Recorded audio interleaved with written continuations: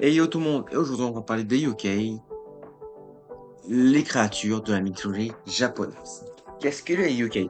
On va mettre ça en place. Les yokai sont des créatures, difformes ou non difformes de la mythologie japonaise, représentées soit sous une forme animale, soit sous une forme humaine, soit les deux.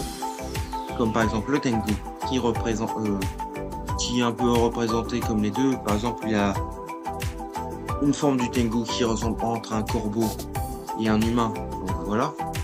Mais sinon, par exemple, il y a le tanuki qui est basé sur un animal, donc en fonction des personnes, chien, raton, comme vous voulez. Ou par exemple, en humaine, il a la yukiona, qui ressemble à une humaine, un peu blanchâtre, genre la dame blanche. Donc aujourd'hui, on va parler de 5 yokai exactement. Soit connus, soit moins connus du grand public. Donc si par exemple, vous en connaisserez peut-être 5, 4 sur les 5, ou par exemple 1 sur les 5.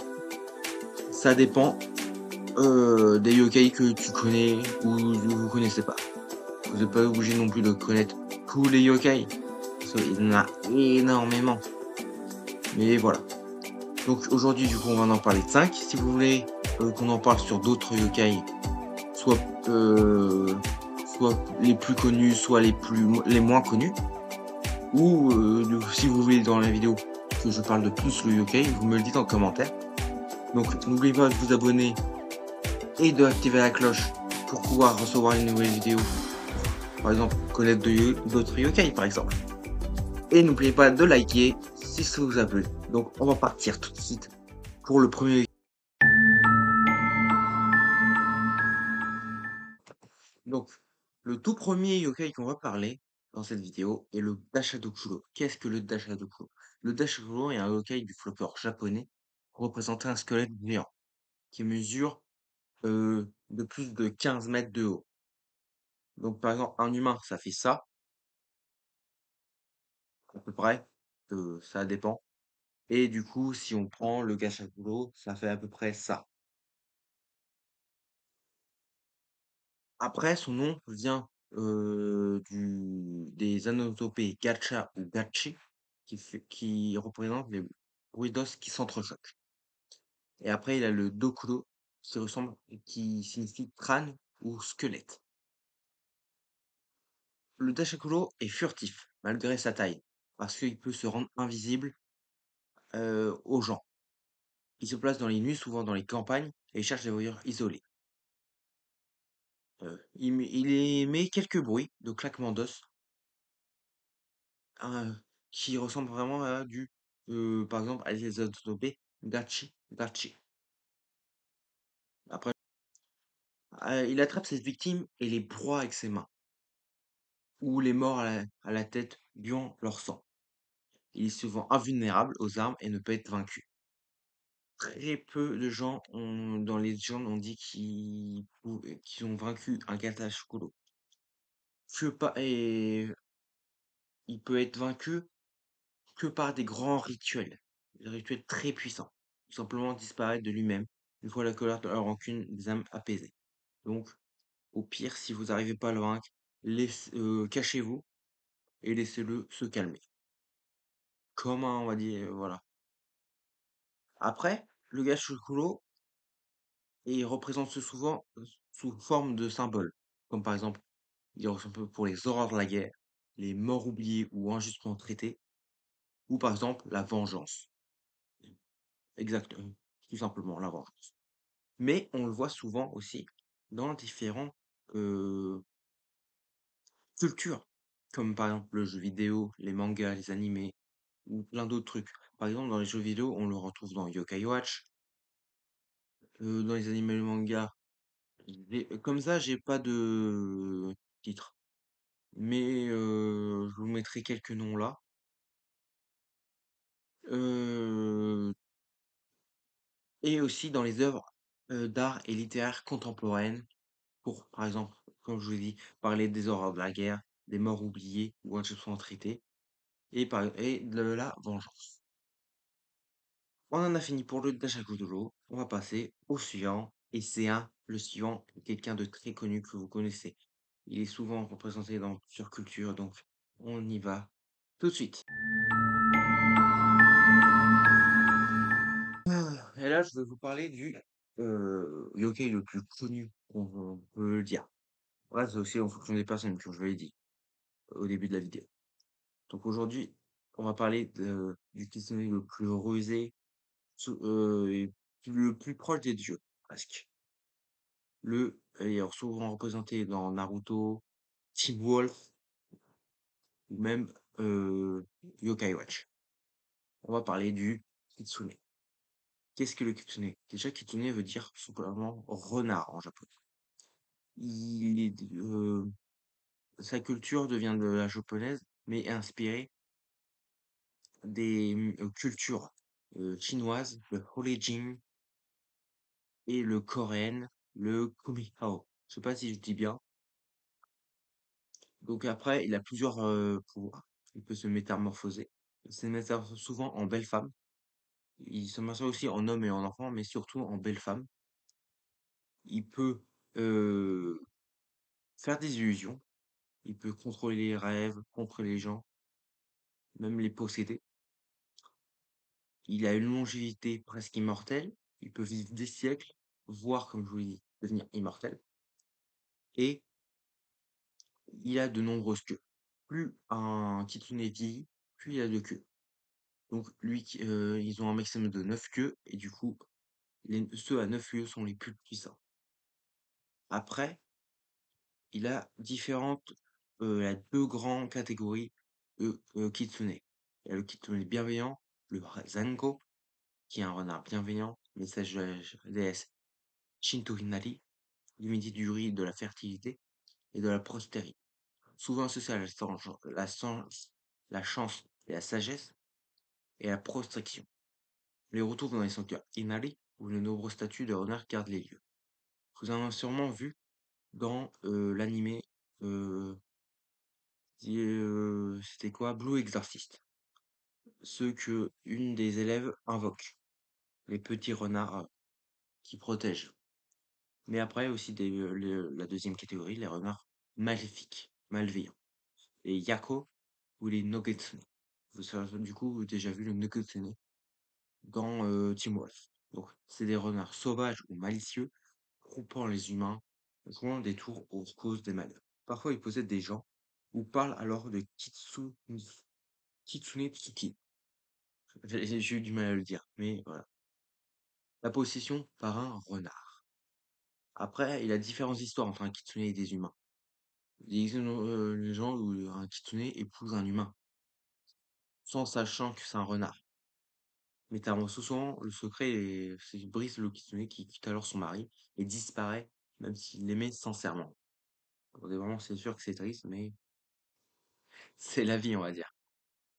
Il y a aussi plusieurs symboles. Comme je vous dis pour le Tachakuro, qui est sur différents symboles, le kitsune est aussi sur symbolique de différentes choses. Il symbolise souvent la sagesse, la protection divine et le danger du surnaturel. Il reflète aussi la nature humaine, capable du meilleur comme le pire. Donc voilà. Le prochain est aussi connu, mais on va dire moins connu que le kitsune, mais je pense que certains le connaissent, donc on va en parler tout de suite.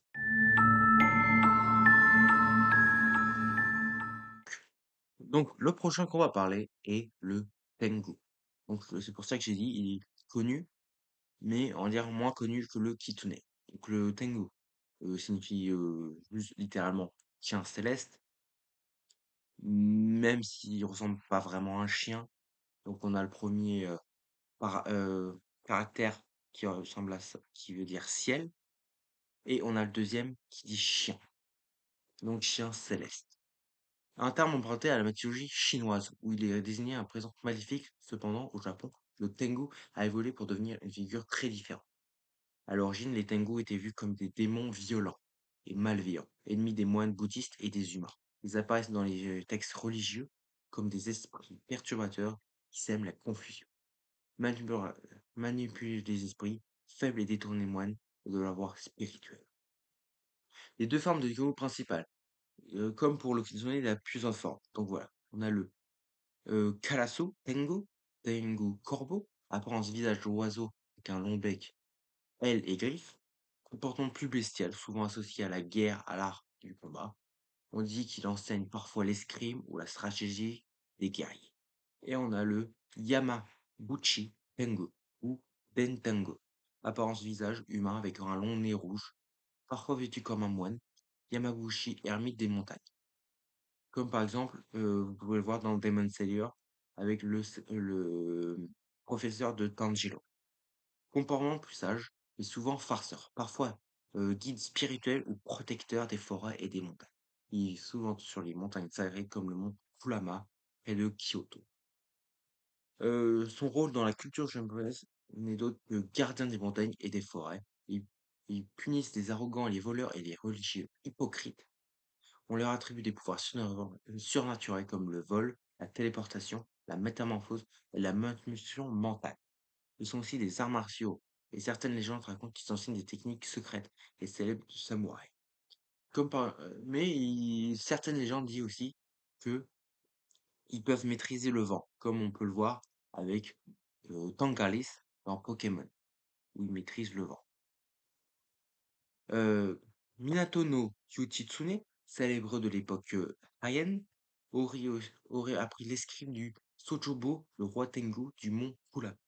Dans certaines légendes, des enfants égarés dans les montagnes seraient enlevés ou ensorcelés par des Tengu. Le Tengu aujourd'hui est représenté, comme je vous l'ai dit, dans la culture populaire japonaise. Donc sortent souvent dans les mangas et les animés, par exemple Naruto, Nioh, dans les petites histoires avec des masques à long nez rouge, comme je vous l'ai dit, on peut le voir dans Naruto, One Piece, avec Awano, ou avec, du coup, le sensei de Tanjiro dans Demon Slayer. Mais on le reprend aussi dans les jeux vidéo comme Sekiro, Nioh ou Ghost of Tsushima, les statues protectrices à l'entrée des temples de montagne aussi. En résumé, le Tengu est un esprit ambigu, à mi-chemin entre les démons et le kami divinité. C'est une figure complexe. Enseigné ou punisseur, gardien de farceur, il incarne la dualité aux natures elle-même. Donc c'est à vous vous le représentez comme vous voulez, soit comme un démon, soit comme un kami, donc Dieu en japonais. Donc voilà, on va passer quatrième. Donc le quatrième est cette fois une femme. Donc je vous avais présenté au début de la vidéo. Donc on va parler de son histoire. On va dire, c'est l'une des femmes les plus connues de la mythologie japonaise. Donc c'est parti. Donc du coup, la quatrième est l'une femme les plus connues, les yokai femmes, on va dire. Parce que du coup, je sais pas si les yokai sont asexués ou ont un sexe, mais voilà. Donc, Yukiona est considérée comme la femme des neiges. C'est une yokai qui apparaît généralement dans les tempêtes de neige, dans les régions montagneuses du Japon. Yukiona est décrite comme une femme très belle au teint pâle comme la neige, avec des longs cheveux noirs ou blancs, vêtue d'un kimono blanc. Elle semble parfois flotter sans laisser de traces dans la neige. Sa beauté glaciale est à la fois envoûtante et terrifiante. Après, euh, dans la légende, a dit que un jour d'hiver, deux bûcherons, Noguchi, homme jeune homme, et Yosako, plus âgé, sont surpris par une tempête de neige. Ils trouvent refuge dans une cabane de montagne. Pendant la nuit, Yukiona entre dans la cabane et tue Mosaku en gelant son souffle lorsqu'elle s'approche de Noguchi. Elle touche par sa jeunesse et sa beauté. Elle décide de lui céder la vie sauve.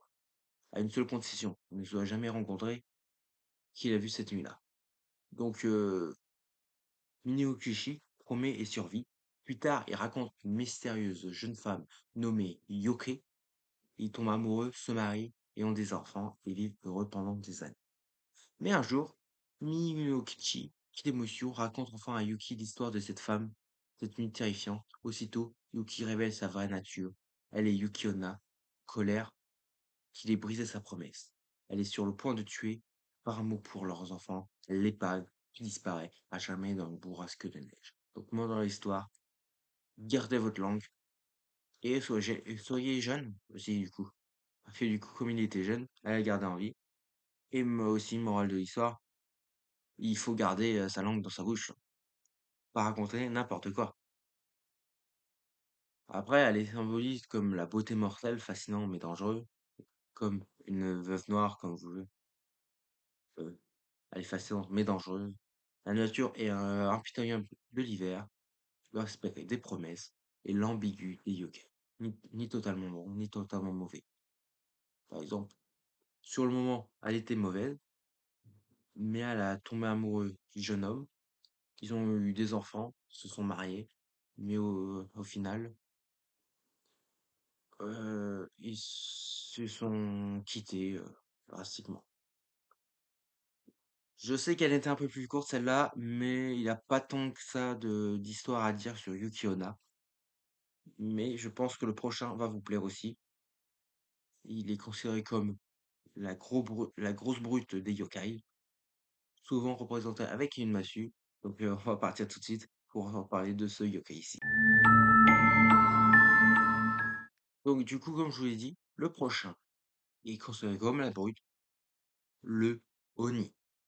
C'est des ogres aux esprits maléfiques dans la mythologie japonaise, souvent représentés comme des grandes créatures humanoïdes, avec souvent soit la peau rouge, bleue ou verte, comme dans Yokai Watch, avec ces trois-ci, avec deux cornes sur la tête, deux longs crocs et une massue floutée, appelée Hanabo. Ils sont à la fois craints et respectés, symbole de création, de punition divine, mais parfois aussi de protection. Aussi, du coup, je pense que Kaido, oui, le grand méchant qui se transforme en dragon dans One Piece, c'est représenté du Oni avec sa grande massue. Alors, l'Oni a plusieurs influences. Il vient du bouddhiste, ils sont apparentés aux démons, gardiens des enfers, les Gaki Asura, ou du shintoïste, où les esprits kami, donc les dieux, peuvent devenir destructeurs s'ils sont mal vénérés. Du folklore chinois aussi, qui influence sur la version japonaise des êtres surnaturels. Ils incarnent souvent les émotions humaines négatives, comme la rage, la jalousie ou la vengeance. Parfois, une âme humaine peut se transformer en ennemi après une vie de méfaits ou de haine. Donc, soyez gentils dans votre vie, ne faites pas de conneries, et au moins, vous ne deviendrez pas un Oni. Sauf si vous voulez devenir un Oni, mais après, c'est au choix de tout le monde. Après, donc il est cité dans différentes histoires et de contes populaires. Quant au Monotataro, c'est l'histoire d'un garçon qui est né d'une pêche géante qui part combattre les Oni vivant sur l'île des démons, Onagashima. Ça vous dit quelque chose? Onigashima. One Piece, Luffy, qui combat Kaido. Ah, ça a tout lieu. Aidé d'un chien, d'un singe et d'un faisan, il vainc les Oni et les ramène leur trésor. Après on a Shuten Doji, un des Oni les plus puissants et terrifiants, vivait dans les montagnes près de Kyoto. Il a enlevé des jeunes femmes, le héros Minamoto de Yorimotsu le tua avec l'aide de ses compagnons et d'un vin empoisonné. Après, il est aussi présenté dans la culture japonaise moderne, lors des ficelles de Shensugum. Je sais pas si je le dis bien, mais voilà. Début février, les Japonais jettent des haricots secs en criant Honi wa Soto Fuku wa Fuchi. En français, ça veut dire dehors les démons, dedans le bonheur. Pour chasser les mauvais esprits et repousser les Oni. Les Oni apparaissent aussi dans les mangas animés de jeux vidéo comme Demon Slayer, Onimucha, Nioh, etc. Fait intéressant, déjà, les Oni ne sont toujours pas méchants. Ah bah, tout le monde le cite comme des méchants, sans vergogne, des crapules qui savent que faire le mal. Mais avec le temps, certains Oni ont été réhabilités. On en trouve maintenant qui protègent des temples, qui symbolisent la force intérieure, qui peuvent même être des personnages comiques ou sympathiques dans les histoires modernes. Donc, après, du coup, maintenant, les Oni font aussi, il y a aussi des histoires sur les infos Oni, mais je pense que ça sera pour une autre vidéo, ça. Parce que là, c'est du Oni principal, pas des enfants Oni. Mais voilà. Donc, ce sera tout pour le Oni aussi. Donc, voilà. Ah, donc voilà. On a parlé des 5 yokai. Donc, j'espère que ça vous a plu. Dites-moi en commentaire lequel des yokai vous a plu, laquelle histoire du yokai